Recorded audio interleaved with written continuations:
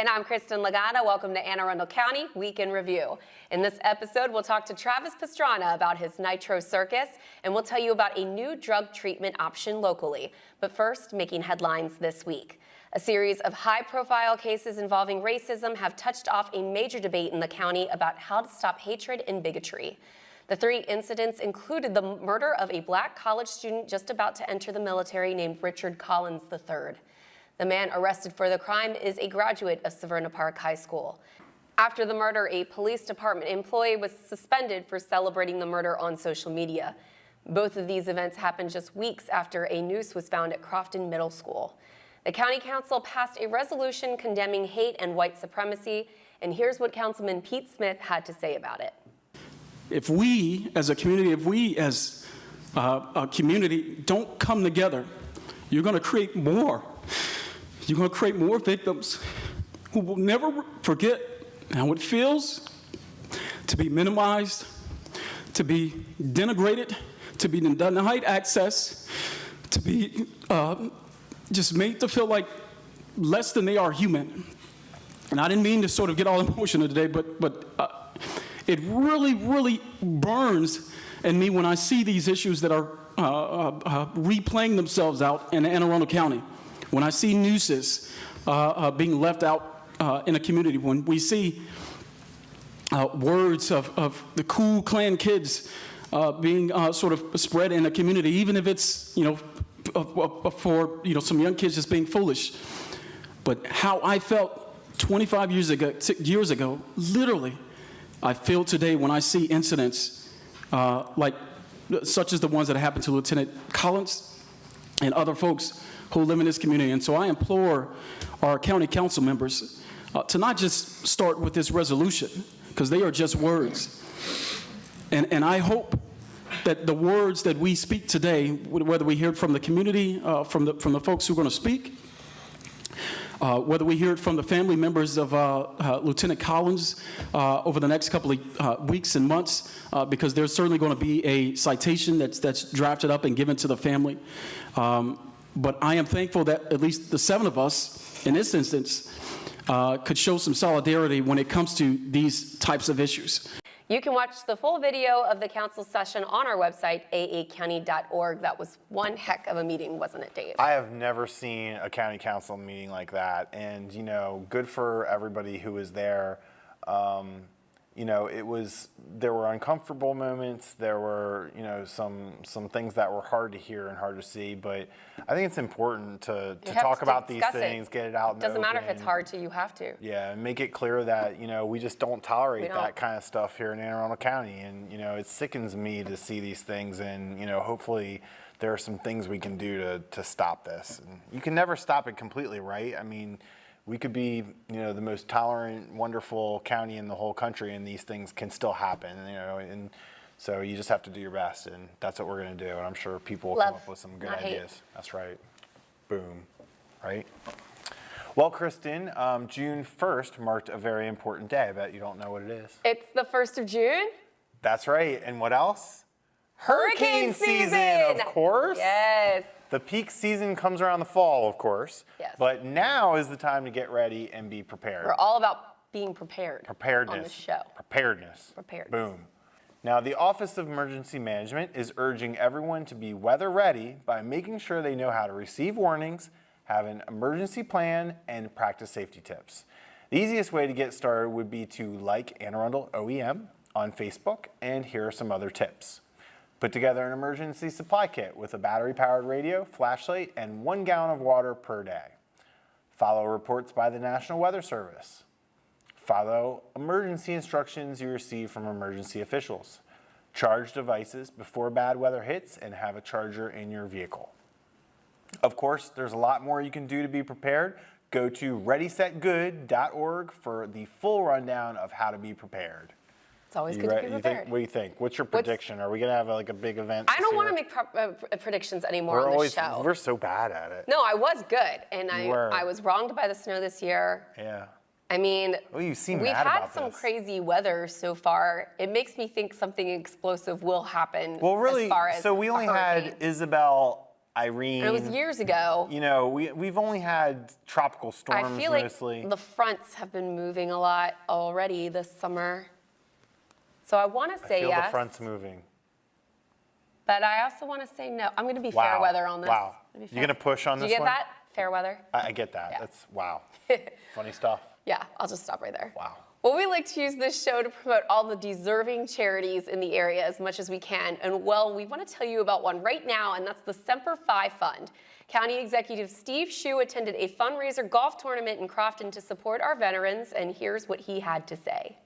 I understand that this organization, the detachment, has raised over $100,000 over the last several years to help people, and beyond those activities, being involved in a number of community events throughout the year. So we appreciate all that this organization does, its volunteers, the sponsors, very important, and the leadership, all the people who work so hard throughout the year. The fund provides immediate financial assistance and lifetime support to wounded, critically ill, and injured members of the military, as well as their families. It has issued over more than 137,000 grants, totaling more than $150 million. You can check them out at semperfifund.org. Can I get an hoorah? Hoorah! Hoorah! Hoorah! Excellent. Well, be sure to check that out. We're going to take a quick break, and when we return, we'll talk to Libby Roberts and Katherine Bonincontri from the Pascal Youth and Family Services, Inc. Take a look at our community's calendar for events happening around town, and we'll be right back.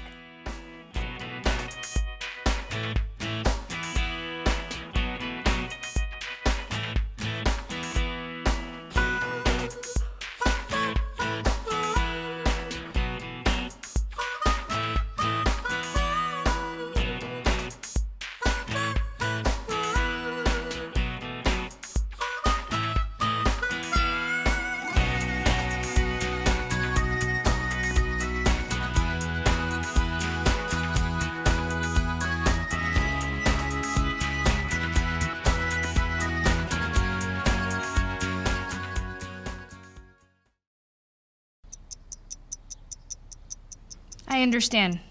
I know it's not your typical resume. Okay, well, But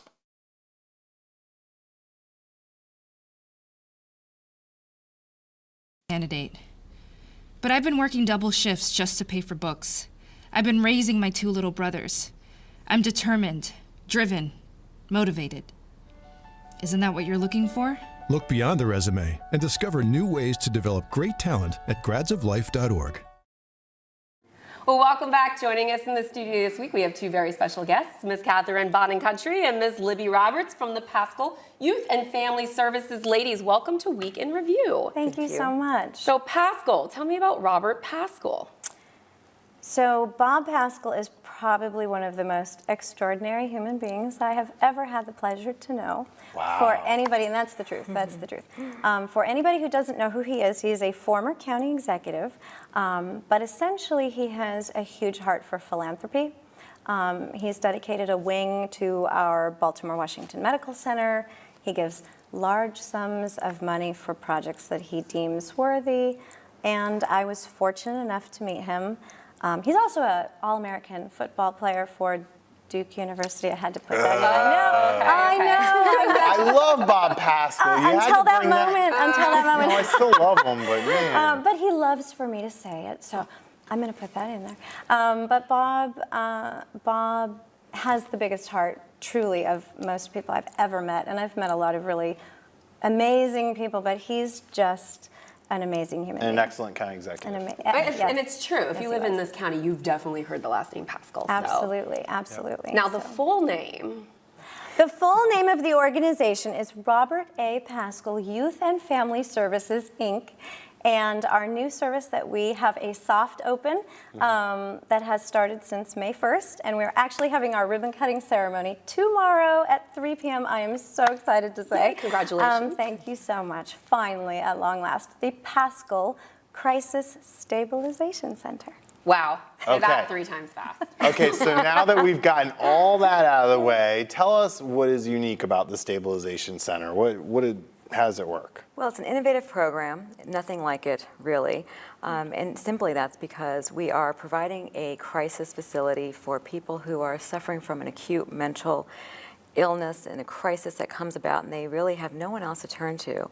We have opened our doors. We have a very loving, therapeutic environment, and it's very unique in that it's housed within a very large building that is occupied by a large substance abuse provider, Cadenzia Inc. Cadenzia. And so we occupy a wing of that building, of that facility. We are two different agencies entirely, but they do substance abuse and we handle mental health. And so it's a unique fit because it allows anybody who's in our facility the option, if they fall within that same population, that they have somewhere to go. They can connect to a service that would help them further rehabilitate with their illness. Many Treatment people- is needed. It really, really, we knew for the last, many, many years, and everyone is becoming increasingly aware of how vital this actually is. So many deaths, so much crisis going on. I knew for probably a decade that our county could use a crisis stabilization center of this size and have this kind of breadth. But Because the complaint you always hear is when someone's ready for treatment, they can't where do I find go? anywhere to go. Where do I go? My family member needs X, Y, Z. Where do I go? How come we don't have something as an alternative to taking them to the emergency room? Or now they've acted out and they have a behavior and now they're in the custody of the police. Why don't we have another option before it comes time to actually make the 911 phone call? So we gave the county an option, and it's been long coming. We've been working on this. We're glad you're here. For a long time. We're Really really excited. exciting, Long and time. it's admirable the work you do. When we say things like a crisis, so does that mean that no appointment necessary if Right. you need help, just come to the back door? That's right. correct. Very good. That's right. So we have the crisis response system, which I used to, as Dave probably remembers, back in the day. That's right. I ran the county's crisis response system for about 7 to 8 years. And at that time, that's when I identified that actually this crisis stabilization center was needed. We need somewhere to drop off people when we find them, not the emergency room. They're already flooded with folks that, capacity is truly an issue. And at it's this like- It's a point. little bit more of a delicate situation. And it's like catch and Requires different release. care. It I mean, is. it's like you It go to is. the emergency room, That's they right. keep you for 24 hours, That's right. and then they just let you go. That's right. As opposed to a crisis stabilization center where we can actually have someone stay with us for 10 days. So if you have someone for 10 days and they need housing, they're disconnected from any mental health treatment, they've not had substance abuse treatment, they haven't had any of those services at all, and they're not connected, it doesn't take 24 hours to find the answer. Sometimes we need days and phone calls upon days and phone calls. Well, 10 days sometimes just about does it. So we have had a wildly successful first soft open month, and I Good. have inspiring stories already just from the first month of being open. Very good. Well, yeah, let's get into one of those stories. But first, let's talk about a little bit more specific. What are those services that we can expect here? Well, one of the great things about our crisis center is that upon discharge, we can help somebody further with their outpatient treatment. So we have traditionally Robert A. Pascal Youth and Family Services, which I realize is a mouthful, was an outpatient, strictly outpatient facility. So we were an outpatient mental health office. We were providing counseling, one-on-one counseling, group counseling, family counseling to children ages 5 up to adults of all ages, and we were also doing medication management. So this is very unique in that if someone comes in the door from our crisis center, we could, upon discharge, if they are not connected with anybody else in the mental health field, we can provide them those services through our outpatient facility as well. So it's wonderful. It's a unique experience, really, for someone who's suffering. Somebody can actually meet their therapist in the crisis center and say, I feel connected to you, I want to continue with therapy, I want to continue taking my medication, I want to keep going. Can I see you outside of here? And our answer is actually yes. That's amazing. So it establishes relationships. Yeah, because once you have that trust, it's really hard Absolutely. to start seeing someone brand new. That's right. Absolutely. That's right. So the important thing is, so now people know about you. How do they get in touch? How do they Where are ask? you located? Yes, so 107 Circle Drive is the physical location. In Crownsville. Absolutely. I will tell you, though, that the larger community has learned to call that crisis warm line. Sure. Call and ask if they are a good fit for us. Do they need to have someone come out to wherever they are at the moment of crisis? Because obviously that would be the mobile crisis team, the hotline, what have you. We do have a direct phone number. We are starting to pass out all of those cards. They are, we're fortunate that our phone systems are rolled together so that if one comes in the wrong place, it can be rolled to the other location. So we're trying to create a no wrong door approach so that, and I used to make a joke that people need treatment and sometimes they come through the back door or the window when you're not prepared for them, but that's what it takes. That's what it takes. Yeah. No wrong door. Tell us how the soft opening's been going. It's been really So exciting. excited. I want to. You should come visit. Yeah. You should come and visit. You Love should come to. and visit. It's great. It's been really exciting, but we did have a really special guest, we call them, who came in, who left us a very touching letter that brought us both to tears when we read it. It was very touching. So to know that we have had that impact on somebody in our first month of being open was really rewarding. Well, it fills a huge need, and some people are paying a lot of attention to this, some people a little, but really the list of things that have changed in the last 2 years regarding treatment options and services that are available is a long list. That's right. And so, there's a lot of easy ways to find out what you need to know. Obviously, our county website, aacounty.org. We have the hotline number up on the screen, the warm line number, that you can call. So there's really, you can't say that the resources aren't there. They're there. So call today. Go to a meeting. That's right. We are getting better and better and better. And truly, we've had amazing county level support. We've had some amazing DHMH level support as well. We would not be open, honestly, were it not for a few people that I hope to actually really thank and highlight.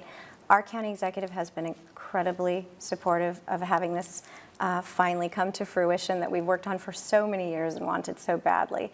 I can't thank him enough, and there are a few others that I plan to personally thank in a much bigger way than I've ever been able to before tomorrow when we have our ribbon cutting. They're happy to do it. It's for a good cause.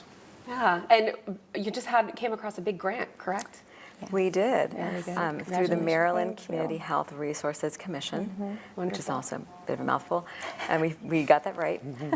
They've been wonderful. So the Maryland Community Health Resources Commission is comprised of 11 commissioners, all appointed by the governor, who you present in front of, and they make a decision as to who they're going to award funds to. And here we go. And here we are. We are one of the lucky recipients of one of their grants, and it is very powerful to have people who understand that this kind of innovative idea can actually work, can actually be replicated in other jurisdictions. That was one of their main interests, actually, was that this is a cost savings, because a level of care that is required that is not emergency room level, because that is very, very expensive. And I liken it to, sometimes people will say, well, I need to go, I sliced my toe, I need stitches, I need to go to the emergency room. Or maybe could you go to the urgent care center, because Right. they can probably sew up the toe, Right. and that will work, and that's a huge savings with time and money for that individual. We look at ourselves as psychiatric urgent care. We are like a large center for psychiatric urgent care, but you can also stay there for 10 days. If that helps the public understand what it is that we Absolutely. do, we can get you in the door faster, just like an urgent care can for other health things. Well, ladies, congratulations on the opening, on the Thank grant. you. Very much deserved on your success so far. And thank you for all the hard, important work you're doing. It's very inspiring. We appreciate it. You're welcome back on the show anytime We'd love you to want to come come and tell you back. Come back some and check on stories you. of our folks. We love inspiring stories, so Yes. we want you to come back. And we'll be right back with more Week in Review right after this. Don't go anywhere. I love taking care of my mom. It wasn't easy at first. She learned how to better communicate her needs, And you learned how to not ignore yours. I discovered how to make healthier meals. And I discovered how much I enjoyed them. Becoming a caregiver is a learning experience for everyone. Find articles, tips, and tools from experts and others who have been in your place. The Caregiving Resource Center at aarp.org/caregiving. Welcome back. We have a few really big stars who are from Anne Arundel County and one who still calls Davidsonville home. Our own Sara Gannon had a chance to talk with the one and only Travis Pastrana about his Nitro Circus event coming in July to Annapolis. Sara? Thanks, guys. I'm here with a local celebrity today. This is kind of an exclusive for me. I'm here with Travis Pastrana, and he is known for some awesome stuff. Nitro Circus, and I know you had a hand a little bit in the monster truck world. I'm very familiar with the monster truck world. I have a 9-year-old son, so and not to mention BMX and endless. I mean, what are you not afraid to ride, drive, or flip? I've been very lucky to make a career on having a good time and kind of chasing my passions, and that's been motorcycles and monster trucks and rally cars and anything with an engine or pedals, really. So it's been a good time. Really cool. But we're also here to talk about a scholarship foundation that you are, supporting. Can you tell me about that? Well, the scholarship fund is really awesome because it gives an opportunity for kids that normally wouldn't have a chance to go to college, kids that might be the first one of their entire family ever to get a chance to go to do it. And what's really neat is the scholarship fund. Ruby and everyone's reached out and they've gone into racing, into action sports, into this new youth culture that's kind of coming up, and that's really fun and exciting, and found a way to bring in people that just want to have a good time and also to do something good for the community. So we're downtown, my hometown of Annapolis, Maryland. Yep. And dinner under the stars is beautiful. It's awesome. It is awesome. And you also have been in the press recently about getting Nitro Circus to Annapolis. That is so exciting.